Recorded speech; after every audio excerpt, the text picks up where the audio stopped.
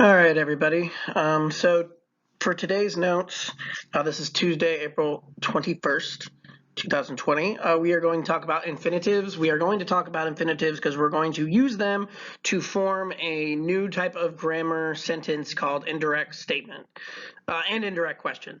So if you don't remember what an infinitive is basically the basic form of a verb. In English, you basically have the word to and then plus whatever the verb means to be an infinitive. There are three different tenses of the infinitive in Latin, and they obviously have two sets because one has to be active and one has to be passive. And we're going to see how to form them today, and you'll do it on your assignment as well. But we'll use these to form a new type of sentence called and other things next week, called the indirect statement and indirect question. This is what they're used mostly for in Latin. There's not really anything else besides complementary infinitives, which complete the verb of a sentence sometimes, but that doesn't usually happen a lot. So that being said, we're going to learn about how each one is formed. The first set that we're going to look at is the present active infinitive, and this one should be easy because we've seen it before. So present active infinitive is actually just the second principal part of a verb when you look it up in a dictionary. So remember, we have four parts to any verb, mostly. Some have three, but mostly have four. And we go to the second principal part, and that is your present active infinitive. So let me highlight those. There you go, I've highlighted them. Notice that we have our ARE, long ERE, short ERE, IRE, all that. That determines the conjugation, first, second, third, and fourth going down. And that's it. What it means, how to translate. First one, to love. Second one, to have or to hold. Second one or third one, to say. Fourth one, to hear. To plus whatever the verb means. That's it. Now, because we have an active, we also have a passive.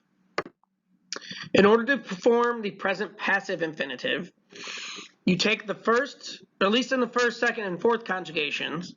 Remember, first is the ARE, second is the long ERE, and fourth is the IRE. All you have to do in order to form the passive infinitive is just take off the E in the passive active infinitive, and you replace it with an I. So let's see how that's done.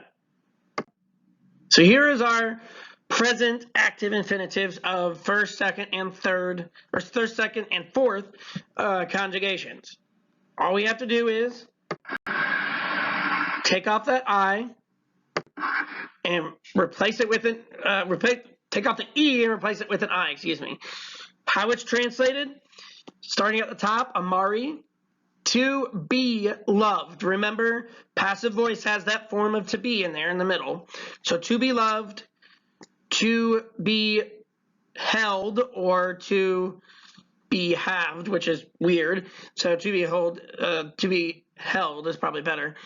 To be heard for the third one. That's how you do it. To plus be plus the past tense. For the third conjugation, one more step. This could be used for regular or third IO. You just not just take off the E, but you have to take off the whole entire ending, ERE. So there goes the ERE. And we put on that I. And this means to have said, or to be said, sorry, to be said. All right, so that's the present passive, present active infinitives. Let's move on to the second tense that this goes with, perfect tense. So there's a perfect active. Let's start forming that. Forming the perfect active infinitive starts with the third principal part, which makes sense, because if you remember, the third principal part is where we get the perfect and pluperfect and future perfect tenses. So we take that third principal part. In amo amare, that's amawi, habui for to have, to hold, dixi, to say, and audiwi for to hear. So you take that third principal part as it is, and then you just add SSE to that third principal part. That's it. You're done. How to translate amawise would be to have loved, habuise, to have held or to have had. I guess it would be had. To dixise, to have said, aduise, to have heard. Perfect passive, pretty easy as well. Perfect passive starts with the fourth principal part. We haven't gotten to the fourth principal part yet, but now we are going to. You take the fourth principal part, which as you can see, they all end with a TUM or TUS or TUAM or TUAS, excuse me. So, what you do is you take the fourth principal part and you just add SA to it. That's it. That SA is a form of to be, comes from sum SA if you remember. And how you translate this is to have been loved, to have been held, or to have been had, just weird, to have been said, to have been heard, for the last one. These are kind of weird because the ending of the thing, of the first word, will be different. Could be different. It basically depends on the gender and number of the subject accusative. So because these are passive, remember our subject is technically going to be accusative. So that's why it takes the accusative ending if it's in a sentence. So there's the example. You don't really need to know that, but you'll need to know it on Thursday. So that's why I mention it now.